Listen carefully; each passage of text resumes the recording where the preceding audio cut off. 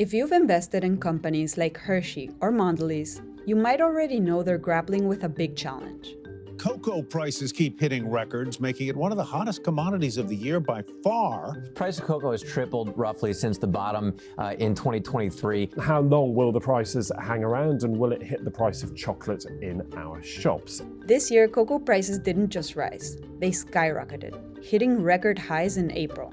But for months, big brand chocolate prices remained pretty stable because most companies hedge their cocoa costs in advance to protect themselves from price spikes, often by using futures contracts that lock in prices ahead of time. Now, as those hedges expire, the first real signs of strain are expected to show in the next round of earnings reports. But the full weight of the impact won't be felt until next year, when producers can no longer rely on previous price protections. So, are higher cocoa costs here to stay? If so, what does this mean for the chocolate industry? To set the stage for cocoa inflation, from 2019 through 2022, it had averaged at about $2,500 a metric ton. In early 23, around the spring, you did start to see cocoa turn inflationary, and it ended 23 at about $4,000 a metric ton. By April 2024, a combination of supply shortage and market traders seizing an opportunity to make a profit pushed cocoa prices to surpass $11,000 per metric ton. Since then, we've seen some stabilization. It's really been roughly between $7,000 to $8,000 a metric ton since July. With regard to where cocoa could end up, I think it's unlikely we'll ever go back to 2019 levels. Really, this is due to supply challenges in West Africa and structural costs being added by the European Union deforestation regulation. To understand why cocoa prices rose and what could happen in the future, you first need to understand how the cocoa supply chain typically works. Here's a simplified explanation. 60% of the world's cocoa is grown by small farmers in two West African countries, Ghana and Ivory Coast. These farmers sell cocoa through their governments and get paid a flat rate per metric ton, called the farm gate price. The government sells the cocoa mostly to traders. The traders then sell to companies. Contracts are locked 9 to 12 months in advance. Ghana and Ivory Coast are deeply reliant on their cocoa production. In Ghana, cocoa is the second most important export after gold. If they don't sell all of their cocoa, it would be a national problem. This puts them in a weak position to negotiate prices. This is a problem for farmers, as the prices the government fixes with buyers determine how much they get paid. As a result, cocoa farmers have been unable to earn a living wage for years. This brewed a cascading set of issues.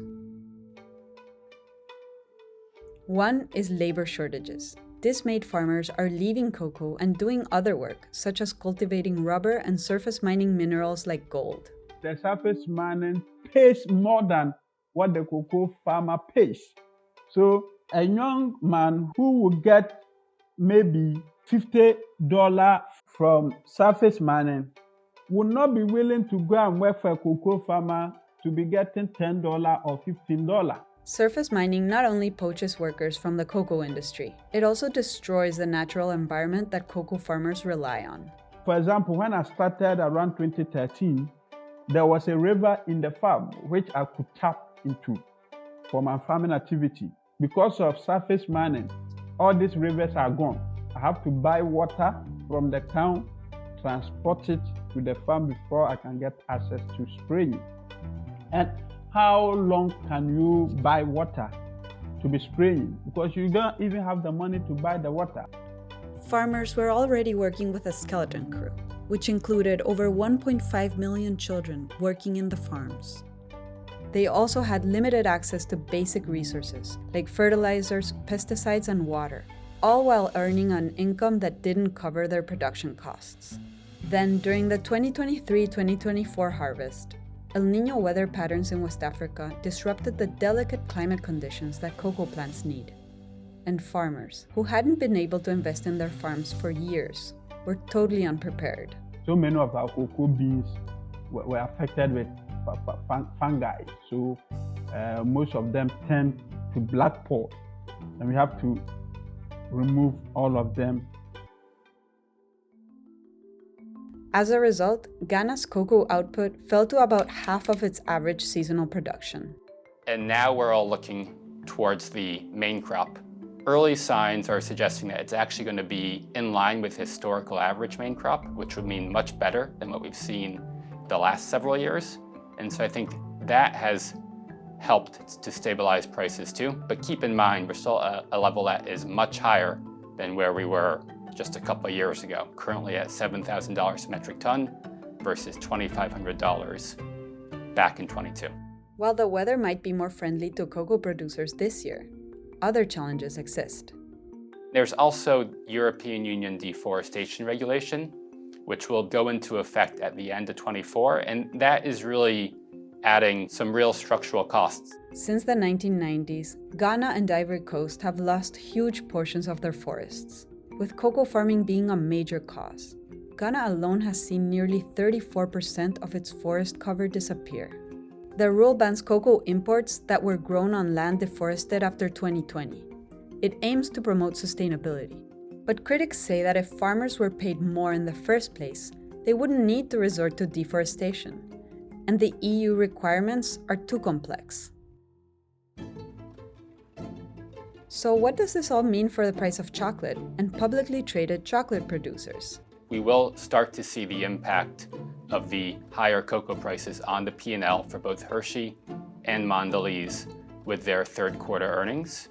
The reason why we haven't seen it yet is because these companies typically hedge. It could be anywhere from 12 to 15 months out in a good period. I think right now, most of these companies have had a bit less forward hedging than they would have liked to have had, and they're probably more like 7 to 12 months covered. Mondelēz is a long-term oriented company. They're okay with short-term margin volatility. They're much more focused on keeping a certain level of volume, keeping a certain level of market share, and doing what's best for their business. And so you will see them be okay with some level of margin volatility next year. And I think what that means is gross margins down quite a bit.